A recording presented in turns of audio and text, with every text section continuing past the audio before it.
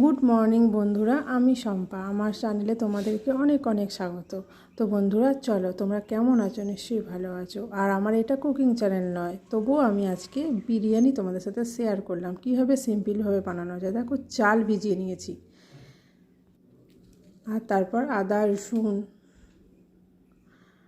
একটু গরম মশলা সব নিয়ে নিয়েছি, বাটবো। আর মাংসটাকে ভালো করে ধুয়ে নিয়েছি, দেখতে তো সাদা হয়ে গেছে একদম। মাংস ভালো করে ধুয়ে নিয়ে তারপর পেঁয়াজ কেটে নিয়েছি, কারণ এটা বেরেস্তা করা হবে আর মাংসতে দেয়া হবে রান্নার জন্য। অনেকটাই পেঁয়াজ কাটা আছে এখানে। আর এখানে আছে ছোট ছোট আলু, মাঝারি সাইজের আলুকে গোটা গোটা কেটে নিয়েছি। আর এখানে বন্ধুরা আমি 1 কেজি মাংস আর 700 চাল নিয়েছি, বুঝেছো? পরিমাণটা বলে দিলাম। আর এখানে মশলাগুলো নিয়ে নিয়েছি, গোটা গরম মশলা, আদা রসুন লঙ্কা। আমরা কাঁচা লঙ্কা খাই, ছিল না বলে আজকে শুকনো লঙ্কা দিলাম। আর এতে লাগবে কি ঘি, দই, সব মশলাগুলো লাগবে, সবই বলে দেব।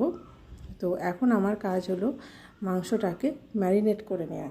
তো আদা রসুনটা দেখো বেটে নিয়েছি, আদা রসুনটা বাটা হয়ে গেছে। তো আদা রসুন দিয়ে নিয়েছি, তাতে দিচ্ছি আর কি হলুদ দেব, টক দই দেব, বিরিয়ানি মশলা দেব, লবণ দেব পরিমাণ মতো। দিয়ে এটাকে ভালো করে আগে মাখিয়ে নিতে হবে। এই কাজটা আগে করে নিতে হয়। ভালো করে মাখিয়ে নিয়ে এটাকে অন্তত আধ ঘন্টা তো রেখেই দিতে হয়। তো আমি দেখো ভালো করে সব কিছু দিয়ে মাখিয়ে নিচ্ছি। এতে শুধু আদা রসুন আর গোটা গরম মশলা দিয়ে বাটা আছে। এতে আরও পড়বে জিরে, পড়বে জিরে গুঁড়ো আর কি, জিরে গুঁড়ো পড়বে, আরও অনেক কিছু মশলা, সেটা রান্না করার সময় দেবো। কাশ্মীরি লঙ্কা, সেটা রান্না করার সময় দেবো। তো দেখো দই দিলাম, আদা রসুন বেটে একসাথে দেওয়া আছে, গরম মশলার সাথে হলুদ দিলাম। দিয়ে এটাকে ভালো করে হাতে করে মাখিয়ে নিতে হবে, খুব ভালো করে। হ্যাঁ, এই যে বিরিয়ানি মশলা দিচ্ছি, খুব ভালো করে মাখাতে হবে, ভালো করে মাখাতে হবে। প্রত্যেকটা মাংস ভালোভাবে মাখায়। তো ভালো করে হাতে করে আমি মাখিয়ে নেব। আর তার সাথে একটু গোলাপ জল দিতে হয়, দিয়ে ভালো করে মাখাতে হয়। তো চলো আমি এটাকে ভালো করে মাখিয়ে নিই।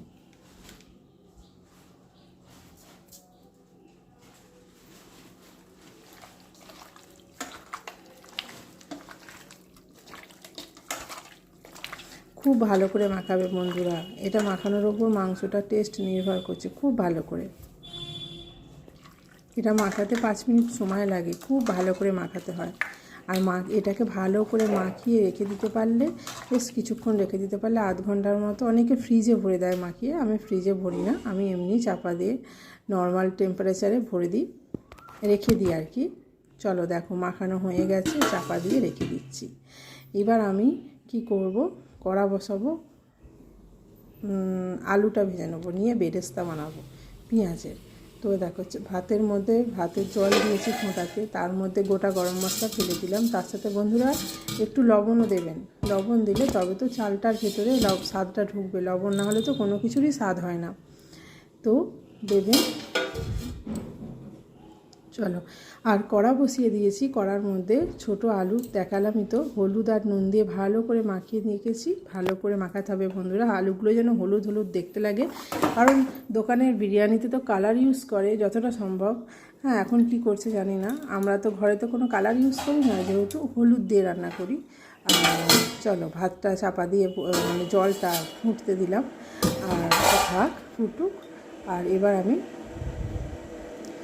জলের মধ্যে একটু সাদা তেলও দিয়ে দেবো বন্ধুরা। পারলে একটু লেবুর রস দেবে, নামাবার সময় ভাতগুলো ঝরঝরে হয়। কিন্তু এই 50% চাল সেদ্ধ করতে হয়, এমনিতেই ভাত ঝরঝরে হয়।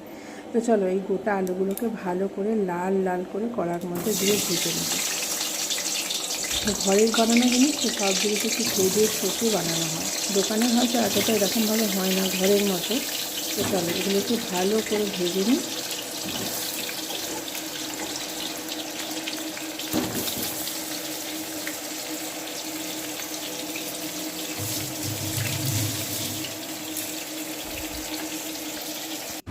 দেখো বন্ধুরা, আলুগুলো ভাজা হয়ে গেছে আর আমি তুলে নিয়েছি। এবার এই তেলটার মধ্যে একবারই আমি অনেকটা তেল দিয়ে দিয়েছিলাম।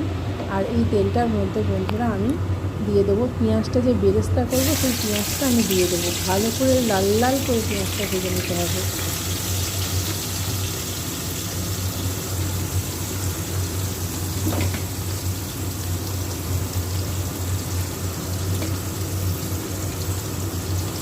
আর বন্ধুরা, ক্যামেরাটা কিন্তু আমি এক হাতে ধরে করছি, এর জন্য একটু পড়ে যাচ্ছে, কিছু মনে করো না বন্ধুরা, একটু অ্যাডজাস্ট করে নিও।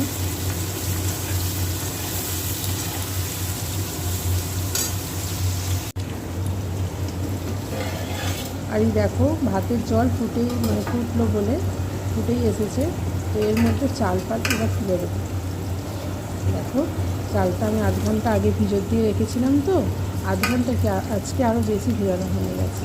তো যাই হোক, ভালো করে চালটা দিয়ে ভিজত দিতে হবে। হ্যাঁ, তো চালটা এবার তুলে দিলাম, দিয়ে এবার চাপা দিয়ে দেবো। দিয়ে এবার আমার পেঁয়াজের বেরেস্তাগুলো দেখো হয়ে গেছে। এবার এই পেঁয়াজের বেরেস্তাগুলো তুলে নেব। দেখো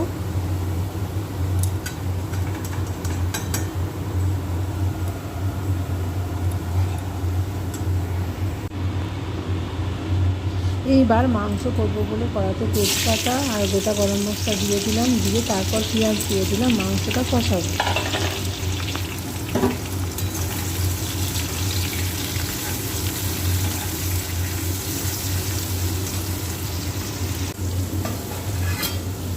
দেখো ভাত ফুটছে, ভাতটা কিন্তু 50% সেদ্ধ করবে, ওর থেকে বেশি সেদ্ধ করবে না, বুঝেছো?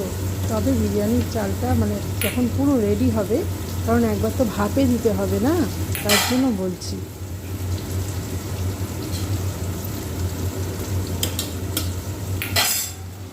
ভাতের গ্যাসটা আমি বন্ধ করে দেবো, কারণ ফ্যান ঝাড়বো।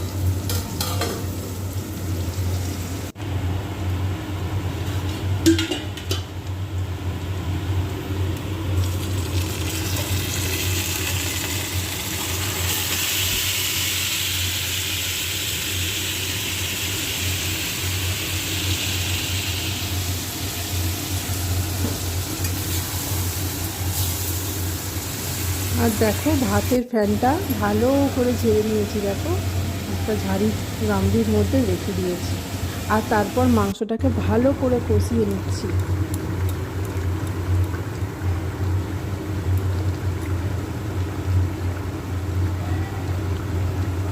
আর মাংস বললাম না, কিছু মশলা এখনও দিতে হবে, হলুদ আরও অ্যাড করতে হবে, কারণ কালারটা ঠিক হয়নি। জিরে গুঁড়ো, তারপর কাশ্মীরি লঙ্কা গুঁড়ো, এগুলো সব দিতে হবে মাংসটার মধ্যে।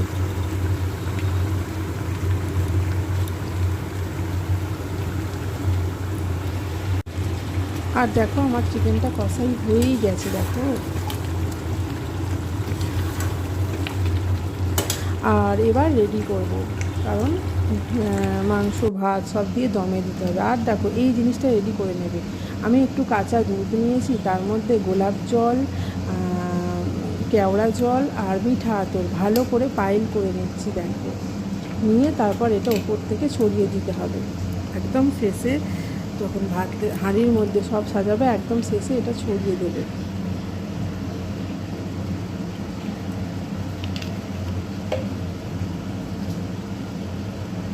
আর দেখো মিঠা আতরটা 2-3 ফোঁটা দিতে হয়। আপনার তো 700 চাল 1 কেজি মাংস, আমি 3 ফোঁটার মতো দিলাম।